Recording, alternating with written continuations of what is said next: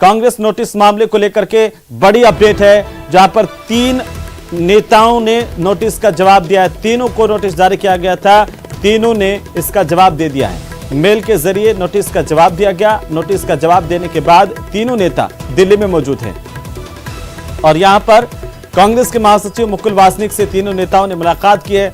तीनों नेताओं ने हालांकि मीडिया से दूरी बना ली है। ज्यादा जानकारी के साथ दिल्ली से संवाददाता लखवीर सिंह फोनलाइन पर। लखवीर, क्या जानकारी इस पूरे मामले पर?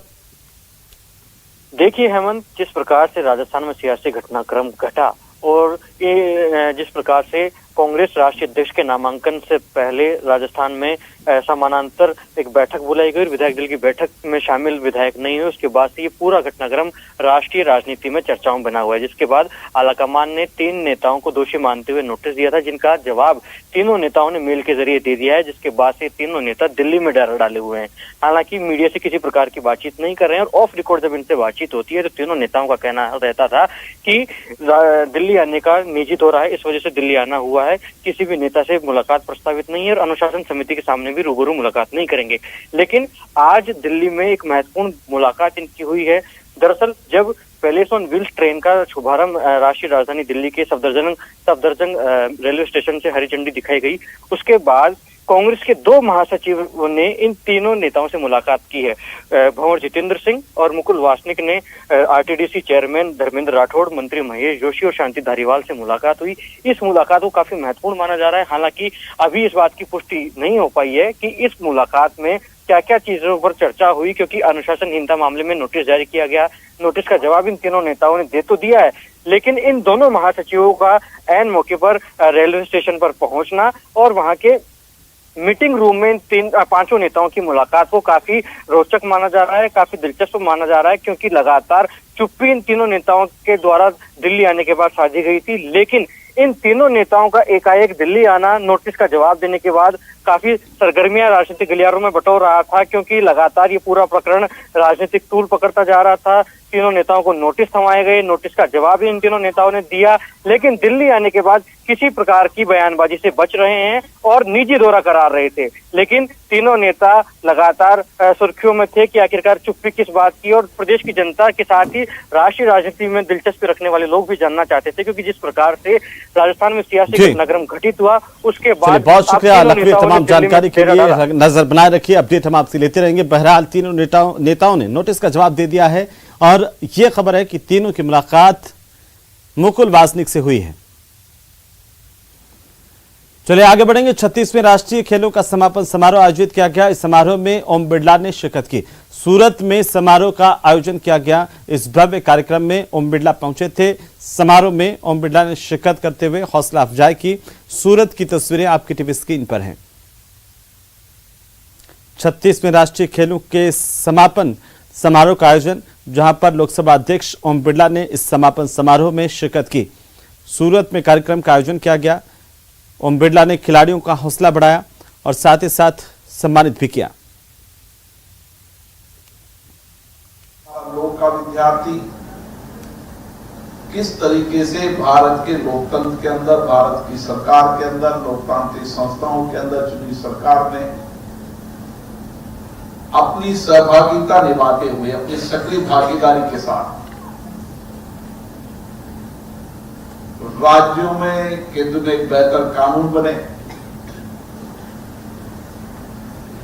और उस कानून बनाने के अंदर हमारे नौजवानों की सक्रिय भागीदारी रहे। भारत जब आजाद हुआ था तो हमने संसदीय लोकतंत्र प्रणाली को अपनाया और दुनिया के अंदर आज भी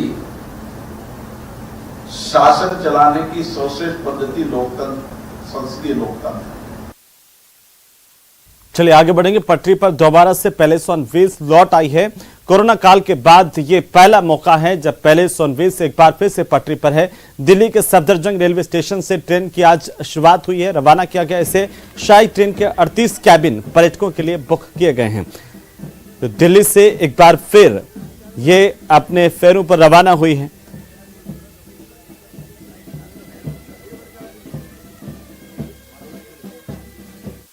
व्हील्स फिर अब पटरियों पर दौड़ना शुरू कर रही है। दुनिया में इस तरह की 10 ट्रेनें अलग अलग मुल्कों में चलती हैं, लेकिन ये पहली ट्रेन ये 2-3 साल के अंतराल के बाद शुरू हो रही है। ये हमारी संस्कृति के लिए, राजस्थान के गौरव के लिए, वहाँ की संस्कृति के लिए एक बहुत ही अहम कदम उन्होंने उठाया है। मैं बहुत बहुत शुभकामनाएं देता हूँ आरटीडीसी के तमाम स्टाफ को। आज कॉमर्शियल टूर की शुरुआत इतने अतिथियों के साथ में, और ये देखिए कि दुनिया में 10 ट्रेन है लग्जरी ट्रेन, उनमें से पहले सोनभील एक है। कहीं किसी देश की लग्जरी ट्रेन कोरोना के बाद में शुरू नहीं हुई, तो हमारे सरकार ने कितना अच्छा काम किया है को शुरू कर पाई है, इसलिए आरटीडीसी को बधाई। लोगों को बहुत उम्मीद है इस ट्रेन से कि इससे राजस्थान के टूरिज्म में बड़ा एक अच्छा मैसेज जाएगा। Been a long time coming. Really looking forward to the Palace on Wheels, and really looking forward to be looked after by that gentleman there. Our friend is there. Yeah, rock and roll. Don't know what else. Thank you. We've saved for years in order to come. We've always wanted to come on the Palace on Wheels, and it's overwhelming that we're finally here. So we're just looking forward to the adventure, and so far, having stayed in Delhi for a few days, we've loved it. So if it's all as good as it has been so far, then we'll have a marvellous time. चलिए आगे बढ़ेंगे। Bharatiya Janata party के नेताओं की घर वापसी को लेकर के कड़े कायदे कानून से कई दिग्गजों की राहें मुश्किल हो गई हैं, जिनमें कई वसुंधरा राजे के समर्थक नेता भी शामिल हैं। बीजेपी ने नेताओं की वापसी के लिए एक ज्वाइनिंग कमेटी का गठन किया है, जिसकी हरी झंडी के बगैर पार्टी में किसी भी बागी की वापसी संभव नहीं होगी। आखिरकार इसके पीछे की खींचतान और मायने क्या हैं, देखिए इस खास रिपोर्ट में।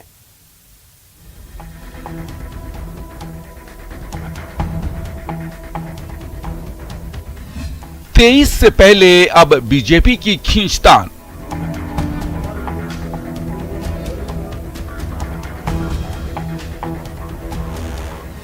घर वापसी में ज्वाइनिंग कमेटी वाली मुश्किल। पार्टी से जाने की तो कोई प्रक्रिया है नहीं, लेकिन पार्टी में शामिल होने की प्रक्रिया जरूर है कि उसमें हम लोग स्थानीय इकाई से, वहां के संभाग प्रभारियों से, पार्टी के महामंत्रियों से, इनसे फीडबैक लेंगे। प्रदेश का माहौल चुनावी है और 1 साल पहले से इसकी तैयारी भी शुरू हो गई है। बीकानेर में देवी दर्शन के बहाने वसुंधरा राजे अपनी ताकत दिखाकर अपना दावा पेश कर चुकी हैं, लेकिन बीकानेर के उनके हालिया दौरे के संयोजक रहे दिग्गज नेता देवी सिंह भाटी की बीजेपी में वापसी थोड़ी मुश्किल भरी लग रही है। अभी ज्वाइनिंग कमेटी में अर्जुन राम मेघवाल जी, वासुदेव जी ऐसे और लोगों को जोड़ रहे हैं, और वह इनके बारे में जो लोग आना चाहेंगे उनसे चर्चा करेंगे, और उसके अलावा अच्छे जो समाज में जिनकी प्रतिष्ठित व्यक्ति है उनसे भी वो बात करके ज्वाइन करेंगे। पार्टी ने तय कर दिया है कि घर वापसी के लिए कमेटी की हरी झंडी की जरूरत है, और कमेटी में अर्जुन राम मेघवाल के साथ ही वासुदेव देवनानी जैसे नेता शामिल हैं। यानी पार्टी में वापसी की राह देख रहे देवी सिंह भाटी के लिए यही कमेटी मुश्किल वाली है, क्योंकि देवी सिंह भाटी ने अर्जुन राम मेघवाल के कारण ही पार्टी छोड़ी थी। वसुंधरा राजे के करीबी रहे भाटी ने अर्जुन राम मेघवाल को लोकसभा का टिकट देने का विरोध किया था। मेघवाल को बीकानेर से दोबारा टिकट मिलने पर ही भाटी ने पार्टी छोड़ दी थी। बीकानेर के दिग्गज नेता भाटी कोलायत सीट से लगातार 7 बार के विधायक रहे हैं। वहीं अर्जुन राम मेघवाल ने भी साफ कर दिया है कि कोई कितना भी बड़ा नेता क्यों न हो, उसे प्रक्रिया से गुजरना ही पड़ेगा। पार्टी ने एक प्रक्रिया निर्धारित कर रखी है, कोई भी आदमी हो कितना ही बड़ा क्यों नहीं, वो प्रक्रिया से तो गुजरना ही पड़ेगा ना। मतलब खुद घोषणा कर रहे हैं बिना पार्टी की अनुमति। मैंने क्या कहा, प्रक्रिया से सबको ही गुजरना पड़ेगा। मैं कह रहा हूं संगठन जो तय करेगा, प्रक्रिया संगठन तय कर दो। मैं कौन हूं तो तय करने वाला जी, संगठन तय करेगा प्रक्रिया। आपको हराया, उन्होंने कोशिश करी थी हराने की, लेकिन वो तो पूरी करी कोशिश, लेकिन संगठन जो तय करेगा, हम तो संगठन के साथ हैं। बीजेपी नेताओं की घर वापसी या रीज्वाइनिंग में कमेटी ही एकमात्र फिल्टर नहीं है, इसके बाद संगठन का रोल भी बहुत महत्वपूर्ण रहेगा। ज्वाइनिंग के लिए स्क्रूटनी होने के बाद आने वाले नामों को फाइनल करने से पहले बीजेपी के प्रदेश अध्यक्ष की राय को पार्टी पूरी तवज्जो देगी। मेरिट के आधार पर, वहाँ की यूनिट की मंशा के आधार पर सभी लोगों से राय मशवरा करके उसके बाद क्योंकि अब चुनाव है तो स्वाभाविक तौर पर सब लोगों से मशवरा करने के बाद ही निर्णय लेंगे। बीजेपी में वापसी के लिए सिर्फ देवी सिंह भाटी ही नहीं बल्कि कई और नेता भी कोशिश में लगे हैं। इनमें पूर्व केंद्रीय मंत्री और सांसद रहे सुभाष महारिया, पूर्व मंत्री राजकुमार रिणवा, पूर्व मंत्री सुरेंद्र गोयल और पूर्व विधायक विजय वंसल जैसे बड़े नाम भी शामिल हैं। हालांकि बीजेपी ने घनश्याम तिवाड़ी की न सिर्फ पार्टी में वापसी कराई बल्कि उन्हें राज्यसभा भी भेजा है। अब पार्टी नए सिरे से उन नेताओं की पड़ताल कराएगी और फिर सतीश पूनिया की हरी झंडी मिलने के बाद ही उनका पार्टी में वापसी का रास्ता साफ होगा। जाहिर है चुनाव अगले साल है और बीजेपी ऐसा कोई कदम नहीं उठाना चाहती जिससे उसकी जीत की राह में कोई रोड़ा बन जाए। कैमरा पर्सन शेर सिंह के साथ बाबूलाल धायल, न्यूज 18 जयपुर। तो चलिए फिलहाल यहां पर वक्त हो चला एक छोटे से ब्रेक का, जल्द लौटेंगे, आप बने रहिए हमारे साथ। तो चलिए ब्रेक के बाद एक बार फिर से आपका स्वागत। 26वां राज्य स्तरीय भामाशाह और प्रेरक सम्मान समारोह राजधानी जयपुर में आयोजित किया गया। स्कूल शिक्षा विभाग की ओर से आयोजित इस समारोह में शिक्षा मंत्री डॉक्टर बी.डी. कल्ला मुख्य अतिथि रहे। समारोह में विद्यालयों और शिक्षण संस्थाओं के शैक्षिक, सह शैक्षिक और भौतिक विकास के लिए सहयोग करने वाले समाज के भामाशाहों को सम्मानित किया गया। कार्यक्रम में प्रदेश स्तर के 246 भामाशाहों का सम्मान किया गया, जिनमें से 49 भामाशाहों को शिक्षा विभूषण और 197 भामाशाहों को शिक्षा भूषण सम्मान से नवाजा गया। वहीं जिला स्तर पर 1400 भामाशाहों को सम्मानित किया गया। समारोह में राज्य स्तर पर 105 और जिला स्तर पर 270 प्रेरकों को भी सम्मानित किया गया। इन भामाशाहों से शिक्षा के क्षेत्र में विकास के लिए कुल 303 करोड़ रुपए की सहयोग राशि प्राप्त हुई। जो व्यक्ति अपने गांव में, अपने शहर में अथवा जहां कहीं भी राजस्थान में शिक्षा के विकास के लिए कक्षों का निर्माण, स्कूल भवन का निर्माण, लेबोरेटरी, वाचनालय, पुस्तकालय अथवा वहाँ सुविधाओं का विस्तार करता है, तो ऐसे व्यक्तियों को हम भामाशाह अवार्ड प्रत्येक वर्ष देते आए हैं। ये लगभग 750 करोड़ रुपए पिछले 22 सालों में इन भामाशाहों प्रेरकों के माध्यम से हुआ है और जिसकी वजह से शिक्षा के स्तर को सुधारने का मौका मिला। और ये इस बात का इंगित करता है कि इंडिया में राजस्थान जो टॉप जो 2 राज्य हैं, कह लीजिए चंडीगढ़ यूनियन टेरिटरी है, चंडीगढ़ के बाद राजस्थान का नंबर आ रहा है। शिक्षा के डिफरेंट जो पैरामीटर्स हैं डेवलपमेंट के, उसमें नंबर 2 जो राजस्थान है।